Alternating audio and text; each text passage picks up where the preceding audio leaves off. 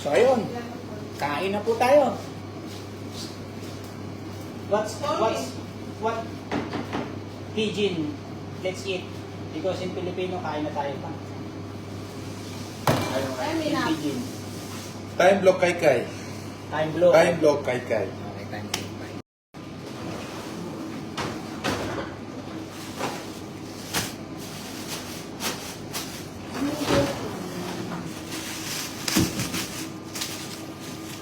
So, meron tayo dito ng ampalaya.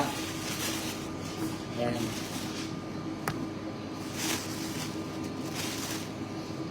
Tapos yung maliliit, luto ko ng pakbet sa Miyerkules.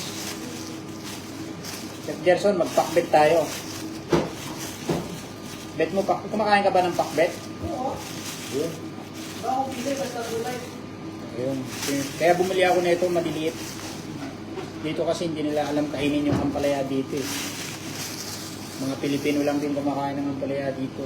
Kasi yung ampalaya dito sa kanila damo. Ha? Makain din ako para salad. Parang salad, yung nilamas lang sa asin. Yung nilamas-lamas sa asin para mabawasan ang pait. At saka madagdagan ng alat. Yung grill. Ay, yung grill. Yung suba lang. Yung suba. Saka yung parang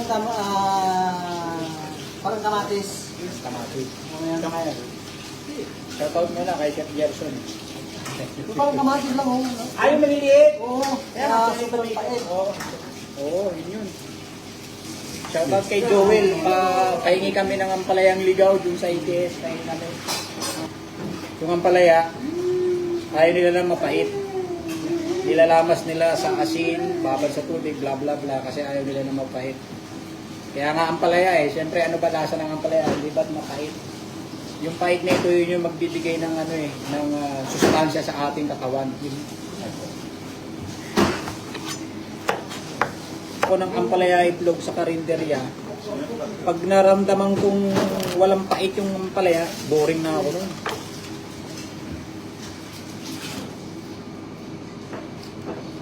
Sa ito, the best para sa akin, ampalaya yung may pait. Wala nang say-say sa akin ng ampalaya kapag hindi ko na natitikman yung pait. Little good, no good. Only onion and garlic.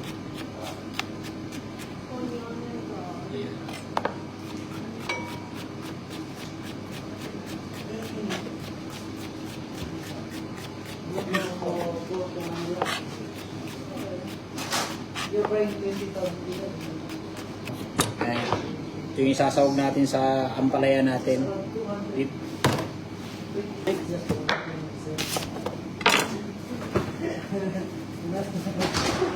Mga 2 cloves lang ng garlic. O, ayun na yan. Sapa na yan.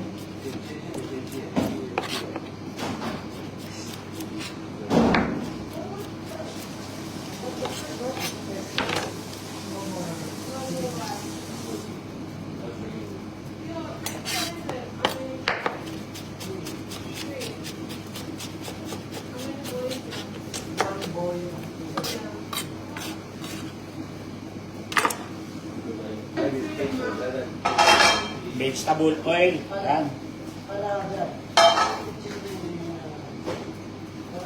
Tapos yung beef belly. Yan. Bahala kayo kung anong gusto nyo kung sahog dyan. Pwede naman corn beef. The best yun, corn beef. Sa akin, ginamit ko yung sirloin.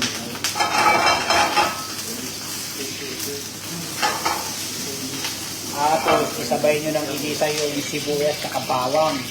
Huwag na yung mauna yung bawang, mauna yung sibuyas. 19 kopong-kopong pa yun. Sabay mo ng igisa para sabay silang maluto. Yeah. I sing in Tagalog version, Chef Gerson translate in English. Bahay kubo.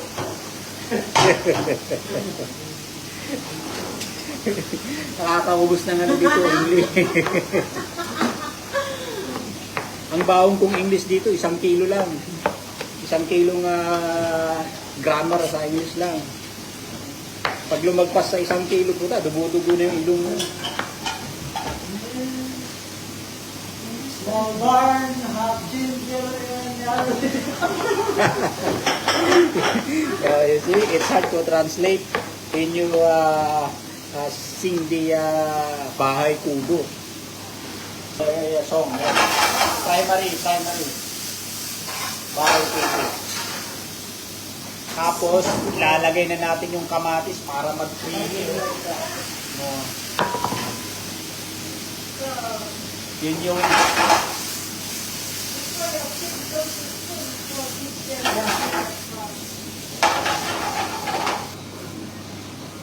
kasi pag maraming itlog nilagay nyo, matutuyo na. Unless kung gusto nyo ng walang sabaw, depende sa dami na gusto nyo. Timplahan ulit natin yung itlog ng pinch of salt and pepper. Yan, kurut-kurut lang. Tapos, lagay na natin yung ampalaya.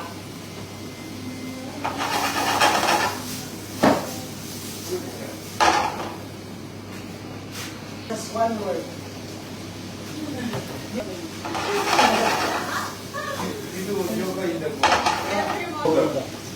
Oh, show it how to dance in Papuan every morning. Every morning, Papuans.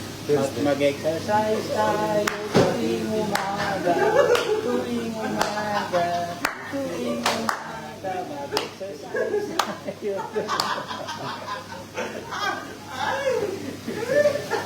Yan, sabaw.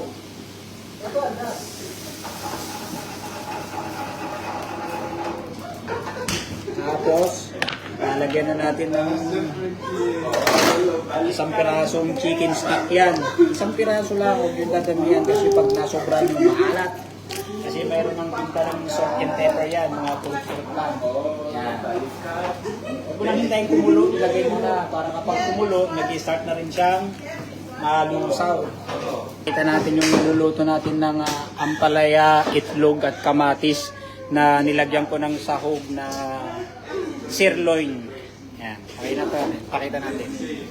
Yun. Yan o. Oh. Yan. Nilagyan ko siya ng isang basong sabaw para kapag nilagay natin yung itlog, yun na. Magda-dry na siya. Pero hindi naman siya dry na dry. Yung eksakto lang.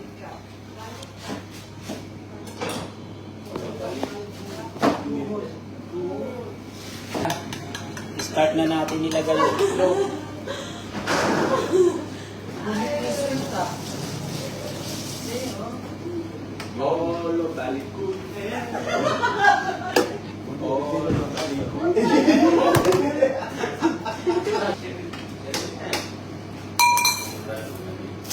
Luto na, pakita ko ulit. So ayan na po yung ating ampalaya itlog kamatis na may sahog na sirloin beef. Ayan, nakikita nyo medyo saucy siya ng bagya. Ayan. Pero kapag lumalamig yan, tumutuyo na siya. Ganito yung style na gusto kong luto sa ampalaya itlog na may beef. Ayan. So yan, luto na yan. Patayin na natin. Ayan. So meron na tayong ulam. So ayun. Kain na po tayo. What Pidgin, let's eat. Because in Filipino, kain na tayo pa. Pidgin. Time block kai kai. Time blow. Time block kai kai. Okay, time blow. Say bye-bye. Hey! Time block kai kai. Bye-bye. Kain na kami.